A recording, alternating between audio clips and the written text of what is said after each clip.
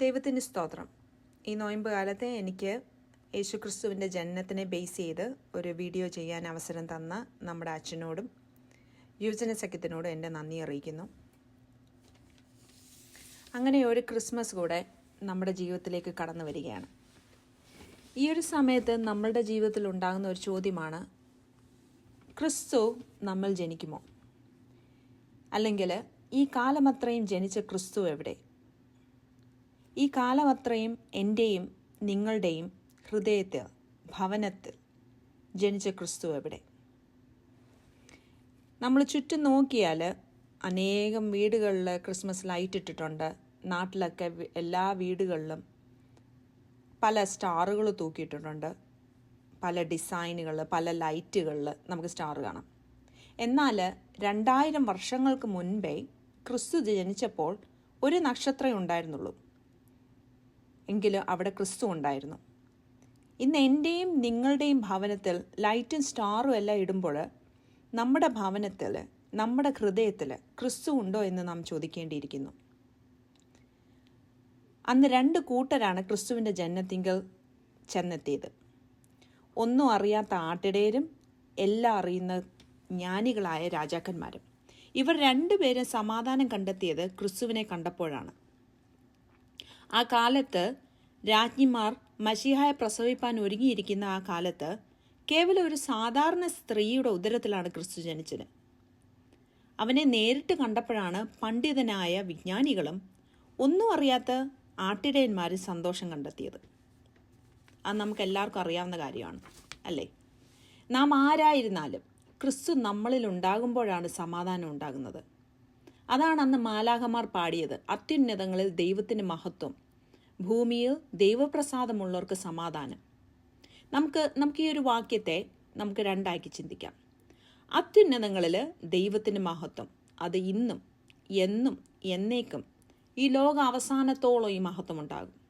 എന്നാൽ ആർക്കാണ് സമാധാനം? അത് വലിയൊരു ചോദ്യമാണ്. ഭൂമിയിൽ ദൈവപ്രസാദമുള്ളവർക്കാണ് സമാധാനം, അല്ലേ? അങ്ങനെയെങ്കിൽ നമ്മുടെ ഭവനത്തിൽ സമാധാനം ഉണ്ടാകുവാൻ നമ്മളിൽ ആരുണ്ടാകണം? ക്രിസ്തു ഉണ്ടാകണം. എൻ്റെ ഉള്ളിൽ ക്രിസ്തു ഉണ്ടാകുമ്പോഴാണ് നമ്മളിൽ സമാധാനം ഉണ്ടാകുന്നത്. നമ്മൾ ഓരോരുത്തരും ദൈവമക്കളാണ്. ദൈവമക്കളെന്ന് വിളിക്കപ്പെടുവാൻ, നമ്മുടെ മക്കളിൽ ദൈവത്തെ കാണുവാൻ നമ്മൾ ആഗ്രഹിക്കുന്നുണ്ടെങ്കിൽ രണ്ട് ടിപ്പുകൾ മാത്രമേ ഉള്ളൂ. ഒന്ന്, പരിശുദ്ധാത്മാവ് നമ്മളുടെ മേൽ വരണം. അത്യുന്നതൻ്റെ ശക്തി നമ്മളുടെ മേലെ വ്യാപരിക്കണം. അപ്പോൾ നമുക്ക് മാത്രമല്ല, നമ്മളുടെ മക്കളും ദൈവമക്കളെന്ന് വിളിക്കപ്പെടും. പരിശുദ്ധ മറിയത്തിൽ ദൈവപുത്രൻ ജനിക്കാനുള്ള കാരണം എന്താണെന്ന് ആലോചിച്ചിട്ടുണ്ടോ? എന്താണ് പരിശുദ്ധ മറിയത്തെ അന്നത്തെ രാജ്ഞിമാരെക്കാൾ കൂടുതൽ ദൈവം കണ്ട യോഗ്യത? അതിനൊരു ചെറിയ എക്സാമ്പിളാണ് മറിയവും എലിസബത്തും തമ്മിലുള്ള കൂടിക്കാഴ്ച. വിശുദ്ധ ലൂക്കോസിന്റെ സുവിശേഷം 1-ാം അധ്യായം 39 മുതലുള്ള വാക്യങ്ങൾ നമ്മൾ ശ്രദ്ധിച്ചാൽ, മറിയ ബന്ധപ്പെട്ട് യഹൂദ മല കടന്നു ചെന്നാണ് എലിസബത്തിനെ കാണാൻ പോയത്. അത് നമ്മുടെ അച്ഛൻ കഴിഞ്ഞ ആഴ്ച അതിനെപ്പറ്റി സംസാരിച്ചിട്ടുണ്ടായിരുന്നു. ഗർഭിണിയായിരിക്കുന്ന മറിയ ഈ മലകളും കുന്നുകളും താണ്ടി നടന്നു ചെന്നാണ്, അതിനെയാണ് ബന്ധപ്പെട്ടെന്ന് ബൈബിൾ പറഞ്ഞിരിക്കുന്നത്. ഗർഭിണിയായിരിക്കുന്ന സ്ത്രീ ആവുന്നതിലും കൂടുതൽ നടന്നു ചെല്ലുകയാണ്. എന്തിനു വേണ്ടി? മറ്റൊരാളെ ശുശ്രൂഷിക്കാൻ. അങ്ങനെയെങ്കിൽ നമ്മുടെയൊക്കെ കുടുംബ ബന്ധത്തിൽ ബന്ധപ്പെട്ട് പരസ്പരം ശുശ്രൂഷ ചെയ്യാൻ നമുക്ക് സാധിക്കുന്നുണ്ടോ? സമൂഹത്തിൽ ബന്ധപ്പെട്ട് എന്തെങ്കിലും ചെയ്യാൻ നമുക്ക് സാധിക്കുന്നുണ്ടോ? നമ്മളൊക്കെ ദാനം കൊടുക്കുന്നവരാണ്, നാം മറ്റുള്ളവരെ സഹായിക്കുന്നവരാണ്. എന്നാൽ എനിക്കും നിങ്ങൾക്കും കഷ്ടപ്പെട്ട് എന്തെങ്കിലും ചെയ്യാൻ സാധിക്കുന്നുണ്ടോ? ഒരിക്കൽ ഒരു സന്യാസി തൻ്റെ നാട്ടിലുള്ള ജനങ്ങളെ എല്ലാം വിളിച്ചു വരുത്തി ദാനധർമ്മത്തിനെ കുറിച്ച് സംസാരിക്കുമായിരുന്നു. ക്ലാസ്സൊക്കെ കഴിഞ്ഞ് കഴിഞ്ഞപ്പോൾ സന്യാസി ജനങ്ങളോട് കുറച്ച് ക്വസ്റ്റ്യൻസ് ചോദിച്ചു. നിങ്ങളിൽ 10 പറ കണ്ടമുള്ളവർ 1 പറ കണ്ടം കൊടുക്കുവാൻ തയ്യാറുള്ളവർ കൈപൊക്കാൻ പറഞ്ഞു. എല്ലാവരും കൈപൊക്കി. 10 പറ നെല്ലുള്ളവർ 1 പറ നെല്ല് കൊടുക്കാൻ തയ്യാറുള്ളവർ, മനസ്സുള്ളവർ കൈപൊക്കാൻ പറഞ്ഞു. അന്നേരവും എല്ലാവരും കൈപൊക്കി. അങ്ങനെ കുറേ ലിസ്റ്റ് ക്വസ്റ്റ്യൻസ് സന്യാസി ചോദിച്ചു. എല്ലാത്തിനും എല്ലാവരും കൈപൊക്കി. അവസാനത്തെ ക്വസ്റ്റ്യൻ, നിങ്ങളിൽ 2 കാളയുള്ളവർ 1 കാളയെ കൊടുക്കുവാൻ മനസ്സുള്ളവർ കൈപൊക്കാൻ പറഞ്ഞു. ആരും കൈപൊക്കിയില്ല. എന്താ കാരണം? ഈ ആദ്യം പറഞ്ഞതൊന്നും അവരുടെ കയ്യിലില്ലാത്തതാണ്. അപ്പോൾ പിന്നെ കൈപൊക്കുന്നതിന് കുഴപ്പമില്ല. അവിടുത്തെ പാവപ്പെട്ട കർഷകരുടെ കയ്യിൽ അവർ 2 കാളകളേ ഉള്ളൂ അവരുടെ ജീവമാർഗമായിട്ട്. അപ്പോൾ അതിലൊന്നിനെ കൊടുത്താൽ അവർക്ക് പണിയാകും. സോ അതുകൊണ്ട് ആരും കൈപൊക്കിയില്ല, അല്ലേ? നമ്മുടെ ആത്മീയ ജീവിതം ഇതുപോലെയാണ്. നമ്മുടെ കുടുംബ ബന്ധങ്ങൾ ഇതുപോലെയാണ്. നമ്മുടെ സമൂഹ ബന്ധങ്ങൾ ഇതുപോലെയാണ്. ദാനധർമ്മം നമ്മൾ ചെയ്യുമ്പോൾ മറ്റുള്ളവരോട് നമുക്ക് സിമ്പതിയാണ്, അല്ലേ? നമുക്ക് ആവശ്യം സിമ്പതിയല്ല, നമുക്ക് ഉണ്ടാകേണ്ട ക്വാളിറ്റി എമ്പതിയാണ്. അതിനാലാണ് ക്രിസ്തു സ്വർഗം വിട്ട് ഭൂമിയിൽ വന്ന് മാനവ രൂപം എടുത്ത് നമ്മളെ പഠിപ്പിക്കുന്നത്. നമ്മൾ ബന്ധപ്പെട്ട് വേണം നമ്മൾ മറ്റുള്ളവരെ ഉപകാരപ്പെടുവാൻ. പരിശുദ്ധ മറിയത്തിൽ ഈ സ്വഭാവം ഉണ്ടായിരുന്നു. യേശു കർത്താവിൽ ഈ സ്വഭാവം ഉണ്ടായിരുന്നു. ബന്ധപ്പെട്ട് സ്വന്തം ജനമാകുന്ന നമുക്ക് വേണ്ടി അവസാന തുള്ളി രക്തവും അവൻ കൊടുത്തു. നമ്മുടെ വിശ്വാസം ദൃഢമാകണം.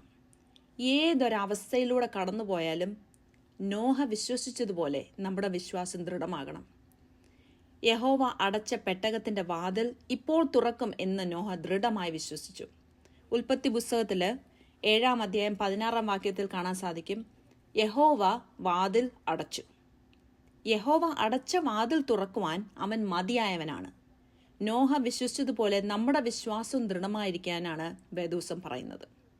വേദഭാഗത്തിൽ പറയുന്നത് ഇതാണ്: ആധിപത്യം അവന്റെ തോളിലിരിക്കും. അവൻ അത്ഭുത മന്ത്രി, വീരനാം ദൈവം, നിത്യപിതാവ്, സമാധാന പ്രഭു. അങ്ങനെയുള്ള യേശു കർത്താവാണ് ഭൂമിയിലേക്ക് നമ്മെ രക്ഷിക്കാൻ അവതരിച്ചത്. കർത്താവ് നമുക്ക് നൽകും എന്ന് വിശ്വസിക്കുന്നവരാണ് ഭാഗ്യവാന്മാർ. ആ ഒരു വിശ്വാസത്തിൽ ജീവിക്കാൻ നമുക്ക് സാധിക്കണം. പ്രകാശമാകുന്ന ക്രിസ്തുവിനെ ഉള്ളിൽ സ്വീകരിച്ച് ക്രിസ്തുവിൻ്റെ വരവിനെ അറിയിച്ച നക്ഷത്രത്തെ പോലെ ഈ ഭൂമിയിൽ സ്വയം പ്രകാശിക്കുവാനും, ക്രിസ്തു എന്നിലുണ്ട്, ഞാൻ വസിക്കുന്നിടത്തുണ്ട് എന്ന് മറ്റുള്ളവരെ കാട്ടിക്കൊടുക്കുവാൻ നമുക്ക് സാധിക്കണം. മറിയത്തെ പോലെ ബന്ധപ്പെട്ട് മറ്റുള്ളവരെ സഹായമായി തീരുവാനും നമുക്ക് സാധിക്കണം. നമ്മളെയും നമ്മുടെ തലമുറയും നടത്തിയ ദൈവം അവൻ ഇന്നും എന്നും എന്നേക്കും വിശ്വസ്തനാണ്. അത്യുന്നതങ്ങളിൽ ദൈവത്തിന് പൂർണ്ണ മഹത്വം ഉണ്ടാകുവാനും ഭൂമിയിൽ സമാധാനമുണ്ടാകുവാനും ക്രിസ്തു നമ്മളിൽ ഉണ്ടാകട്ടെ, നമ്മുടെ ഭവനത്തിലുണ്ടാവട്ടെ.